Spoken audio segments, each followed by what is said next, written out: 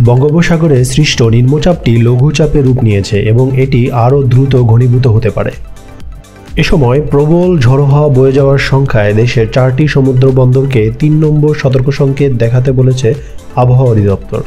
সোমবার আবহাওয়া অধিদপ্তরের বিশেষ বিবৃতিতে এটি জানানো হয়েছে। তারা আরও জানিয়েছেন যে নিম্নচাপটি অতি দ্রুত উত্তর পশ্চিম দিকে অগ্রসর হতে পারে। নিম্নচাপটির প্রভাবে উত্তর বঙ্গোপসাগর এলাকায় বায়ুচাপের আধিক্য বিরাজমান। এছাড়াও উপকূলীয় এলাকাগুলোতে দমকা অথবা ঝোড়ো হাওয়া বয়ে যাওয়ার শঙ্কা রয়েছে।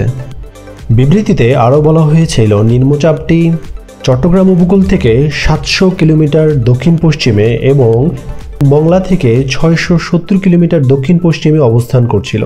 জানানো হয়েছে নিম্নচাপটির কেন্দ্রে বাতাসের একটানা গতিবেগ ঘন্টায় 40 কিলোমিটার এবং যা দমকা এবং ঝোড়ো হাওয়ার বেগে 50 কিলোমিটার পর্যন্ত বৃদ্ধি পাচ্ছে। এমত অবস্থায় চট্টগ্রাম, মংলা এবং পায়রা সমুদ্রবন্দরকে 3 নম্বর স্থানীয় সতর্কতা সংকেত দেখিয়ে যেতে বলা হয়েছে এবং নৌকা এবং মাছ ধরার ট্রলারগুলোকে পরবর্তী নির্দেশনা না দেওয়া পর্যন্ত উপকূলের কাছাকাছি থেকে সাবধানে চলাচল করতে বলা হয়েছে।